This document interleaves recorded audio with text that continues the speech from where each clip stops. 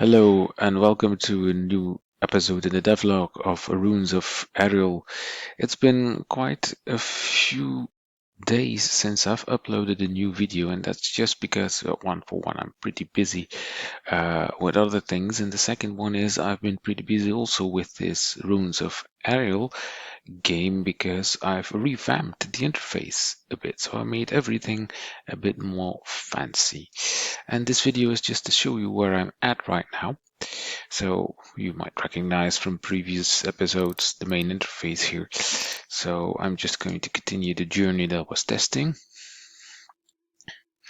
We are, so nothing new until here. But now I'm going to go here. And you can see here this is a bit different. So these cards are different here. And this has got a background and the text is now here on top. Let's just continue. You have found a new rune. You have found a new rune. If you listen, you also hear the narrator saying new stuff. Prepare to fight. Prepare to fight. And then you'll see, I'm going to go to the fight here. You can also see some more generated text. This is ChatGPT working here again. So some extra text. I'm going to add some extra text here for other things as well in the future. But now for this episode, it's just this one. I'm just going to enter the fight and then you'll see the new HUD interface. Here we are. Fight! So I've really cleaned up the HUD interface. First thing that'll really take your attention is that the cards have been changed. So here you see all of the cards have had a little revamp.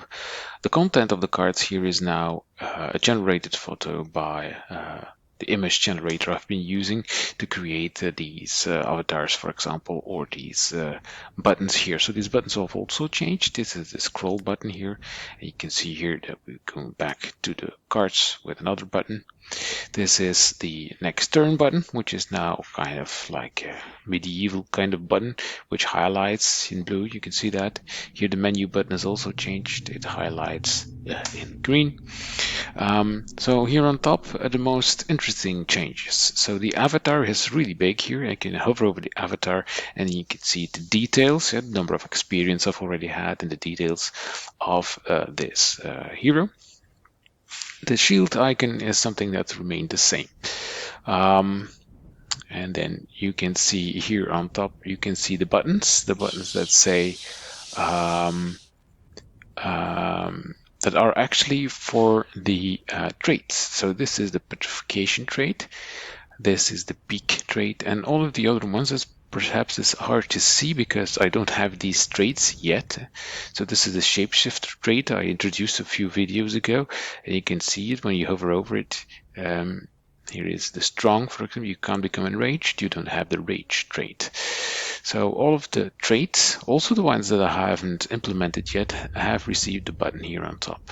And they all have a new icon, and you can hover over them and the icon highlights like that. The number of turns you have left before you can execute that trait is nicely indicated here, and it's also indicated in the hint. 5 turns to go, you can see that there. And here are the artifacts. So the artifacts are now nicely in squares here. They also received an update in the way they look.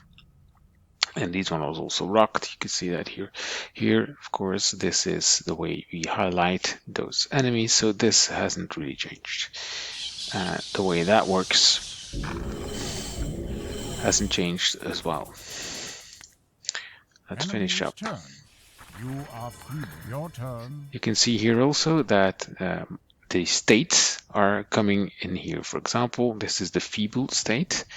We are now feeble, and whenever states are added, they will be added here on top, like that, besides the avatar.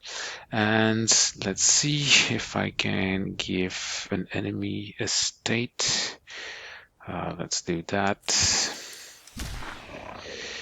Draw cards and discard one card. Yeah, fragile, for example. Let's make that a fragile. You can see here this enemy becomes fragile. So this is the states are also besides the enemy instead of beside the shield here.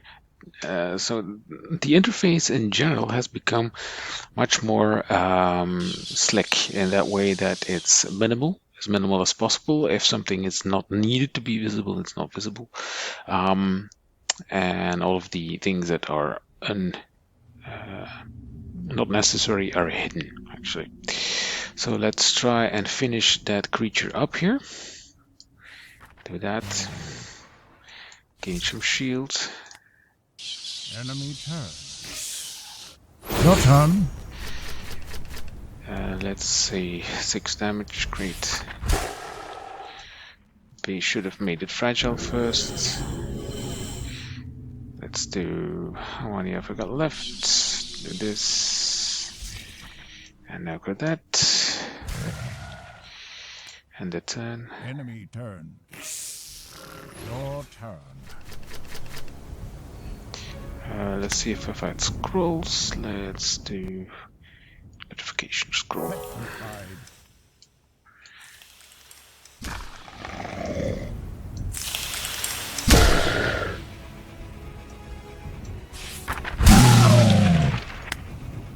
Enemy's turn. Your turn.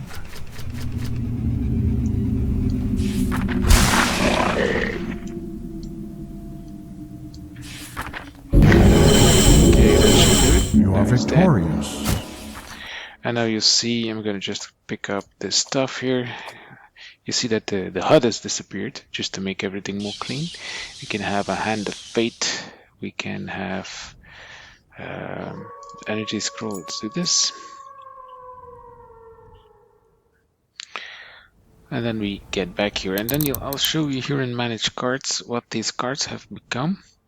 So here you see these cards. I've got the Cloak card, become invisible for 1 turn. And let's get that one out of there, except you can see in the inventory the scrolls, crafting items. Alright.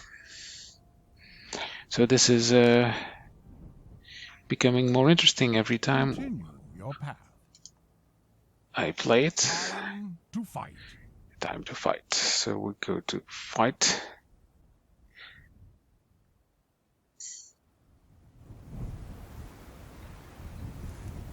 Fight. There we are. So now we can start our battle again. And okay, that's it. I think I don't have anything more to say for this one here. Nothing much has changed except for the entire interface, basically. Nothing has changed, but everything has changed yet again. So let me know in the comments what you think about the new interface, actually. It's been a lot of work revamping it, but of course the DALL-E engine is helping me a lot to create my own images and stuff like that. So great stuff. Thank you for watching. As always, please like and please subscribe, and see you next time.